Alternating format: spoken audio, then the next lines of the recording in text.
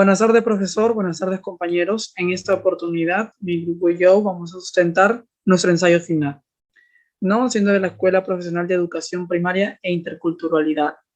El tema que hemos trabajado nosotros es el siguiente: factores que contribuyeron al golpe de Estado institucional de las Fuerzas Armadas en el año 1968, siendo los autores Melo Ramón, Yasmín, Ruiz Salcedo Ketlin y mi persona Vargas Leal Jordi Ramón. Siguiente, por favor. Bien, en esta primera PPT nosotros vamos a de alguna manera dar el esquema, la introducción de nuestro trabajo, siendo la pregunta principal cuáles fueron los factores principales que conllevan al golpe de Estado de las Fuerzas Armadas de 1968. Nuestra tesis es la siguiente: a principios del 3 de octubre de 1968, las Fuerzas Armadas fueron acusadas de división. Juan Velasco Alvarado, dos brazos, agarra el Palacio de Gobierno y derrocó al presidente Fernando Belaúnde Terry. Además, otros tanques perdieron la base del Congreso. Las provincias y las bases de los partidos políticos prefirieron actuar y APRA, Radio Nacional, el Ministerio de Asuntos de Interior y estaciones de televisión. Por la tarde del mismo día se dio al Estado de Gobierno Revolucionario de las Fuerzas Armadas, que marcó legal y reemplaza la Constitución Política de Perú en 1933, firmada por división de Mountain Chon Sánchez como comandante general de los militares. ¿Cuál es nuestro objetivo? ¿No? Nuestro objetivo de tratar principalmente es que nuestro grupo quiera demostrar qué factores contribuyeron al golpe de Estado institucional de las Fuerzas Armadas puntualmente en el año 1968. ¿Y cuál es la finalidad? ¿No? Nuestra finalidad es también que los lectores tengan conocimiento y se informen acerca de cómo, cuándo y dónde se desarrolló el golpe de Estado de las Fuerzas Armadas y los acontecimientos más relevantes durante aquellos tiempos. Siguiente. Bien, en esta oportunidad doy pase a mi compañera Melo para que ella empiece a de explicación sobre el argumento 1. Muy bien, como argumento número 1 tenemos la racionalidad de los golpes de Estado. Estos regímenes se caracterizan por dictaduras militares conservadoras y sanguinarias, que violan los derechos humanos, la tortura, las detenciones de opositores y la desaparición forzada de ciudadanos, no solo en prácticas habituales, sino que también son pactadas por regímenes de diferentes países. También forman parte de la política de intervención e injerencia política que Estados Unidos unió con América Latina en el siglo XX, ¿no? Y como nuestro primer respaldo tenemos los golpes de Estado como crisis política, que nos dice, según Lesgar, nos menciona que en el año 2019, como concepto vivo y muy controvertido, diferentes actores se utilizaron en diferentes niveles de lenguaje. En el idioma político actual, en que los agentes políticos sociales, las comunicaciones y los analistas políticos impacientes para nombrar situaciones políticas, las palabras se dan inmediato. El problema surge cuando nos movemos al vocabulario de las ciencias sociales, que requiere de desglossación y someter a una observación importante de los conceptos que está designado y trae sentido al mundo para compartir. Por lo tanto, se convierte en el objetivo de este trabajo. Existe una sospecha común de que los conceptos políticos que elegimos olvidamos que están imponiendo invenciones para hablar sobre el mundo público, no los nombres de los eventos de herramientas transparentes, quien también fuera de nosotros, los conceptos que utilizamos permite que construyan formas de entender y tratar las experiencias históricas, políticas y desarrollar experiencias y liquidación de las expectativas. Bueno, ¿qué nos quiere decir el autor? El autor nos quiere decir que la mayoría de autores tiene diferentes puntos de vista sobre la política. Su concepto es la fuerza cuando las personas se unen y otra crea una relación para poder depender de muchos factores. También menciono que algunos actores definen esto como una herramienta de apoyo y se usa contra de alguien. Por lo contrario, existen relaciones entre sujetos o grupos de política que llevan a cabo varios niveles de la sociedad, a partir de clanes y tribus hasta comunidades clásicas, gobiernos locales, corporaciones, instituciones modernas y estados soberanos, hasta el grado universal. Siguiente PPT, por favor. Como nuestro respaldo número 2 tenemos el régimen político del golpe de Estado, que no quiere decir que un golpe es la repentina, ilegal, violenta y cautiva del poder político por parte de un grupo gobernante, generalmente por parte de los militares o con el apoyo de los grupos armados, lo que se distinguen con los conceptos de rebelión, revolución y guerra civil. En este caso, Martín 2015 nos menciona que este periodo no es todo el homogéneo y no se caracteriza por la continuidad política que se estableció de acuerdo a una determinada formación dominante.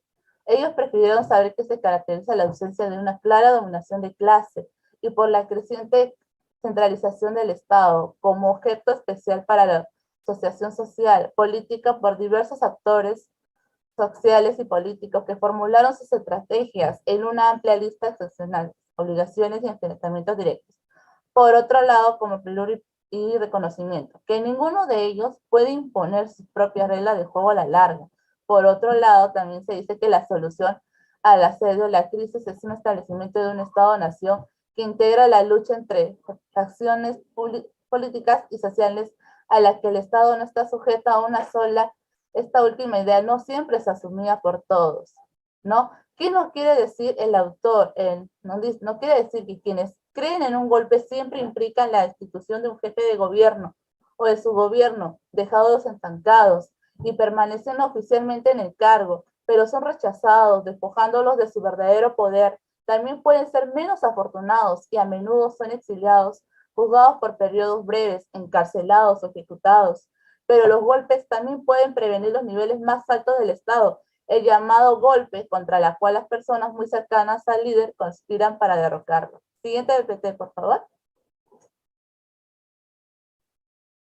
Como respaldo número 3 tenemos la debilidad estatal como pauta de decisión golpista, que nos dice que en este sentido se puede considerar que los militares persiguen sus propios intereses en la forma en que los políticos pueden, es decir, según su posición y lo que perciben como sus preferencias. Y esto es el resultado directo de comprender el conjunto de creencias que desarrollan el norte. La pregunta entonces es averiguar que los militares y los políticos eligen separarse y no tanto para los juegos comerciales como riesgosos, ¿no?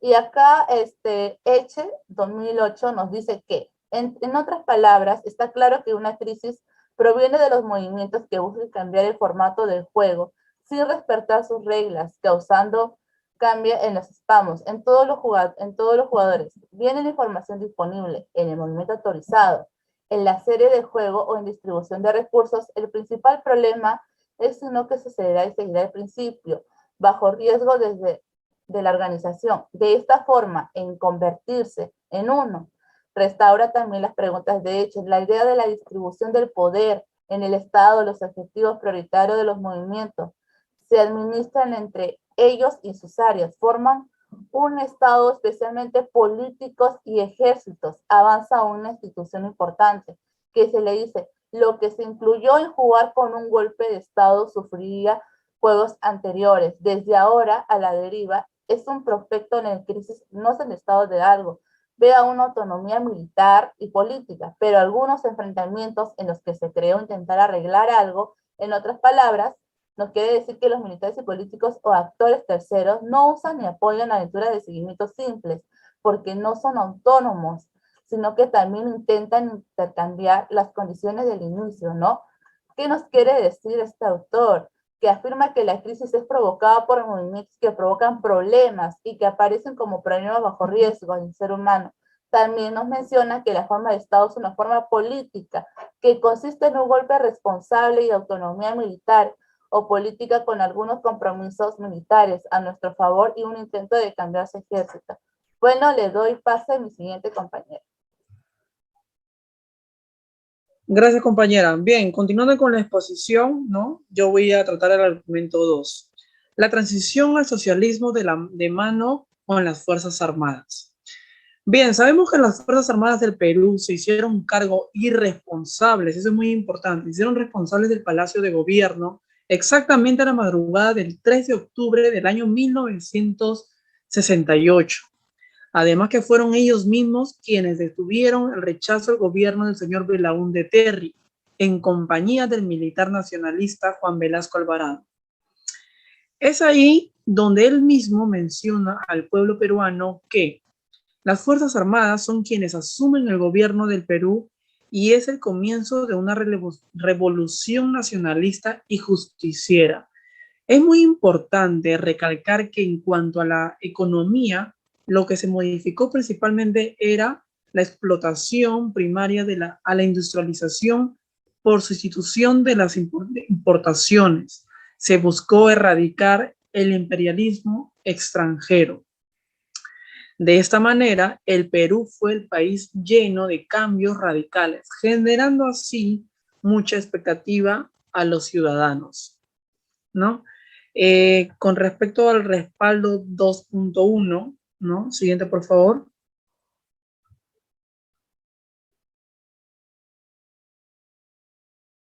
Bien, la institución estatal como un punto de partida de Estado, ¿no? Ahí podemos observar, he podido recalcar dos citas muy importantes, ¿no?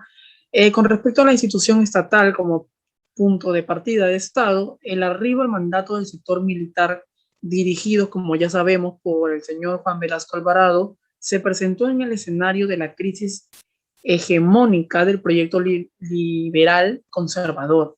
En dicho momento auténtico de operación de los militares en el gobierno, en Perú con el resto de Latinoamérica.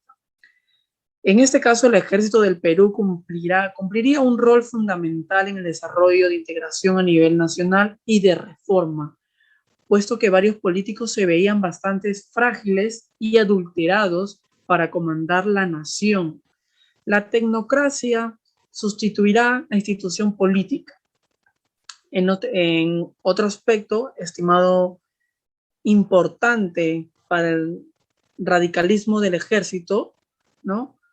Fue una experiencia, como menciona en la cita, una experiencia de lucha contra los brotes de inseguridad rural en el año 1962, 1963 y 1965. Esos brotes no eran graves en sí mismos, en gran medida fueron obra de intelectuales de las ciudades, quienes al llegar partes alejadas de la sierra frecuentemente habían sido recibidos con incredulidad por un campesino hostil. No obstante, el ejército tomó la seria amenaza e impresionado por el grado de pobreza en el campo, llegó a creer que en lo sucesivo no podría evitarse la protesta rural más que mediante una reforma agraria, ¿no? Eso lo menciona Alan Angel, 2018, exactamente en la página 7. ¿Qué nos quiere decir esta cita o cómo lo podemos interpretar, no? En otras palabras, lo que buscaba el gobierno militar en aquellos tiempos era la transformación, el cambio detallado de la situación económica y social del campo, de tal manera que generaría una nueva estructura, ¿no? Un nuevo esquema, por decirlo así, de la forma agraria. Discrepo con ellos, ya que desde mi punto de vista se debió trabajar de manera responsable y ordenada para que así no salgan o haya menos perjudicados en el país y puedan salir beneficiados todos o al menos la gran mayoría. Otra cita muy importante, según Nercisian, en el año 2007, señala lo siguiente, que el gobierno de Velasco estaba conformado por un grupo de militares nacionalistas que se habían formado con el sector de altos estudios militares y tenían cierta escuela en las ideas del desarrollo mismo.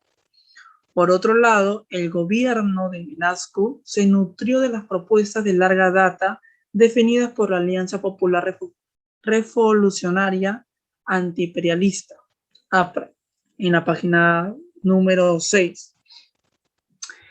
He aquí, en este punto, Narcisian nos da a entender y nos menciona que el gobierno de Juan Velasco Alvarado está conformado por miembros de las Fuerzas Armadas que habían tomado del poder de nuestra nación, declarando así varios planes de trabajo que tenían en mente y no iban a parar hasta ser ejecutados. Desde mi punto de vista, podría mencionar que no solo estaban conformados por ellos mismos únicamente, sino que también habían autoridades o asesores detrás de todo ello, los cuales manejaban la situación desde un lugar muy reservado, ¿no? Siguiente, por favor. Bien, ahora en el respaldo 2.2, la reforma agraria y la clase obrera. ¿Qué nos quiere decir esto? Se sabe que el sector andino se establece en área de zona rural por excelencia. Adicional a ello, conceptualizamos a los campesinos como cierta ciudad de las áreas rurales que corresponde a las capas económicas. Perdón, pequeños, de alguna manera comerciantes, artesanos, entre otros. Es importante enfatizar que en el año 1958 se constituyó la Federación Provincial de Convención. Cada quien con su respectivo defensor, de alguna manera, eran quien hacía llegar la voz de los campesinos ante las autoridades. Uno de los principales objetivos eran descartar el trabajo obligatorio, gratuito y la tenencia de la tierra para quien la trabajaba. Sin embargo, ¿no? Las autoridades hacían caso omiso a ello, a los reclamos que venían por parte de los indios, y quienes mantenían manifestando su reclamo en su mayoría de veces terminaban siendo presos o amenazados por contradecir a las autoridades. O sea, si no estaban de acuerdo ellos o manifestaban o daban de alguna manera su punto de vista, en muchos de sus casos eran para de alguna manera su mal, ¿no? Eran perjudiciales para ellos, salían afectados. Como podemos verlo en esta cita, Suerio 2020 menciona que la ley número 1771-16, ley de la reforma agraria, pronunciada el 24 de junio del año 1969, fue la última de una serie de leyes, decretos y proyectos previos, que infructuosamente había tratado de resolver el problema de la tenencia de tierras en el Perú y calmar una presión de parte del campesinado, ¿no? Eso está detallado en la página número 7. Líneas arriba, el autor Ernesto Suerio menciona lo siguiente, ¿no? Que la reforma agraria de alguna manera tuvo varios beneficios, dentro de los cuales se puede decir que no solo fue la repartición de inmensas hectáreas de tierras, sino que también desligó políticamente y social a una fuerza social, valga la redundancia, que había permanecido dejado durante la colonia española y la República Criolla. Concuerdo con Suerio en este caso en lo que menciona, ya que se sabe que por historia que los acontecimientos fueron dados de tal manera que han mencionado los sucesos más destacados de la historia de nuestra nación. Por otro lado, en relación a ello, Murray 2019 señala que Hugo Blanco fue sentenciado en 1963 a 25 años de prisión y finalmente en 1971 el gobierno de Velasco lo deportó. Desde la prisión, Blanco vio en 1963 la reforma agraria implementada por Belaúnde, la cual solo se aplicó en la reforma de la Convención, buscando terminar el conflicto social y las tomas. En la página 10, está recalcado ello. En este punto, María Murray nos da a entender que dicha reforma fue una experiencia, ¿no? Piloto, la que después fue concretada por el gobierno de Velasco Alvarado. Es ahí entonces donde líderes como el antes mencionado Hugo Blanco mostraron qué importante había sido la organización sindical en la lucha contra el gamonal. Opino que debieron haber luchado un poco más, tal vez, para que todo sea de alguna manera beneficiado, ¿no? Y saludo a la vez el hecho de que de alguna manera se hayan hecho respetar sus derechos y de tal manera puedan trabajar más en orden y de repente en conjunto, ¿no? En grupo, sin conflicto alguno. Esto nos lleva a darnos cuenta lo cual importante que puede ser hacernos valer por lo que somos y no olvidar nuestros orígenes y siempre hacernos respetar y hacer respetar el esfuerzo que hicieron nuestros campesinos por todos los ciudadanos en aquellas épocas. Siguiente, por favor. Bien, ahora doy pase a mi compañera Kathleen, que ella va a detallar el argumento 3.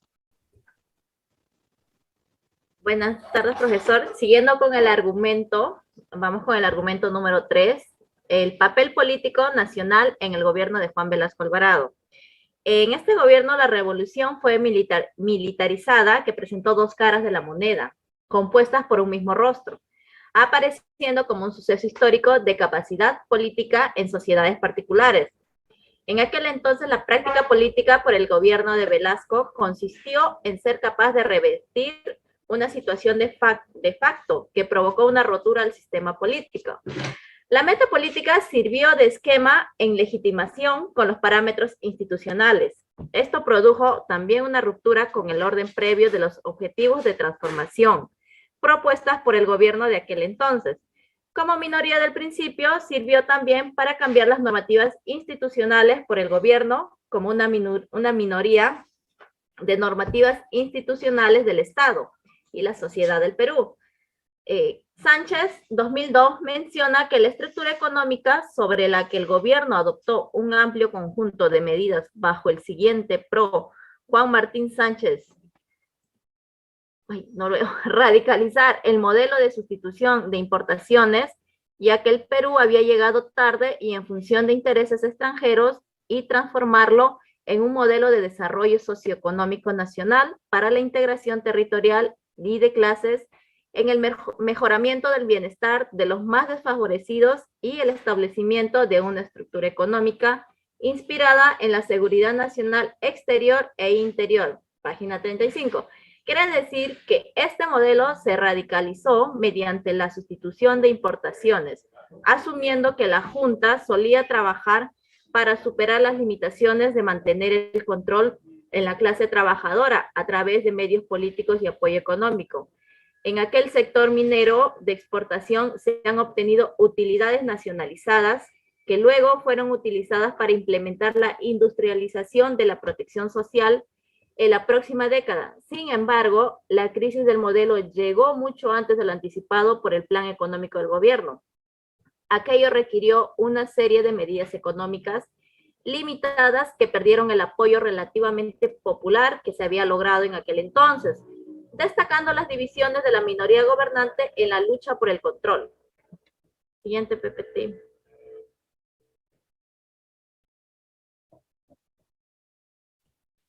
Siguiente PPT.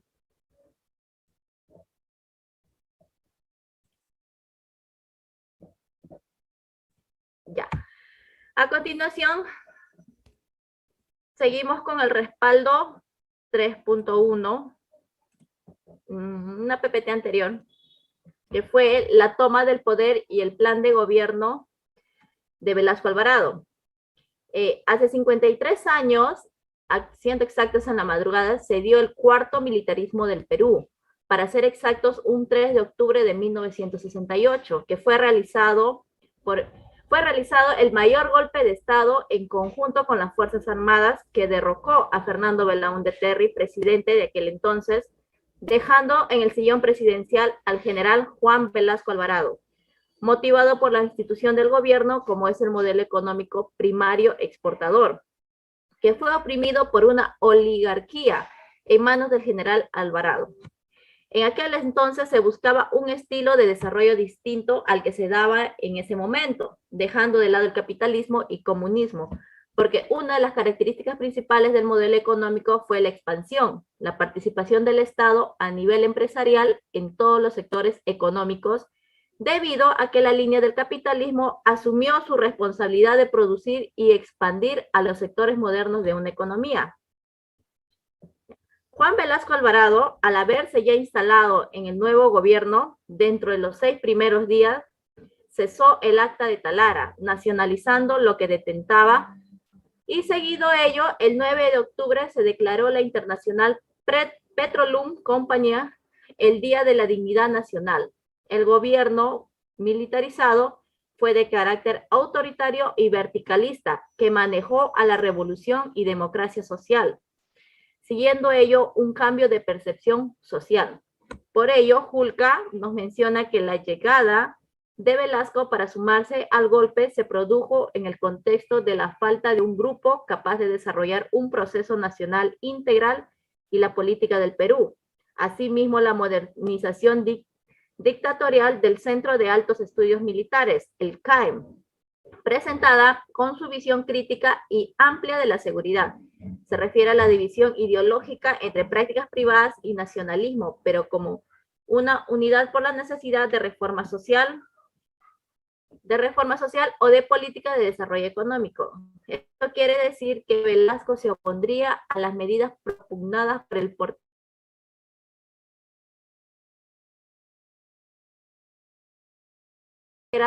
que impulsó el Partido Trabajador, la propiedad privada y la reforma agraria. También debe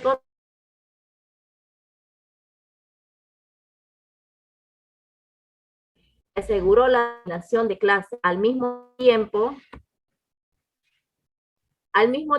se condujo a un estado de compromiso y separación de intereses, individuos para controlar todo el organismo social. Siguiente PPT.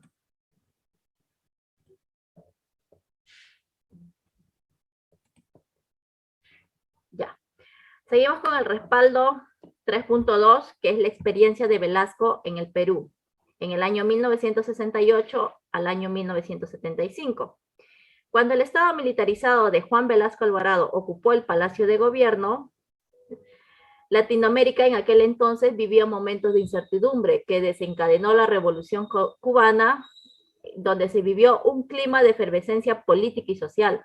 Este clima revolucionario se asentó sobre las coyunturas nacionales, poniendo en juego la disputa de supervivencia hacia el capitalismo.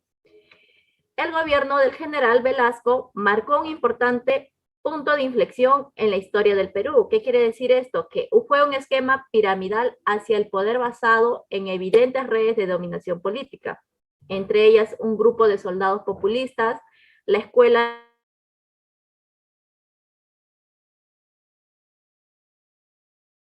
APRA, Alianza Popular Revolucionaria. También se albergó un importante grupo de políticos e intelectuales con la posibilidad de poder salir del bloqueo económico que nos encontrábamos en ese momento. Por ello, Sánchez, 2002, nos menciona que uno de los primeros pasos de Velasco fue nacionalizar la petrolera, USIPCA, una subsidiaria de New Jersey,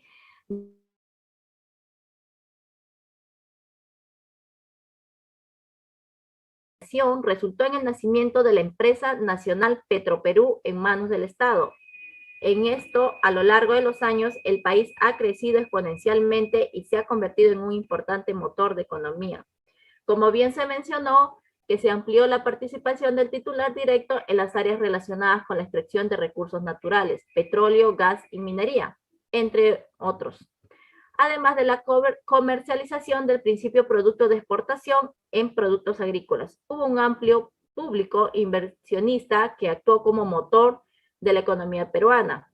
Seguido ello, la reforma agraria que se pactó en el año 1969 permitió abolir el sistema de subsistencia en el país, incentivando a la creación de cooperativas que beneficiaron a una cuarta parte de la población campesina.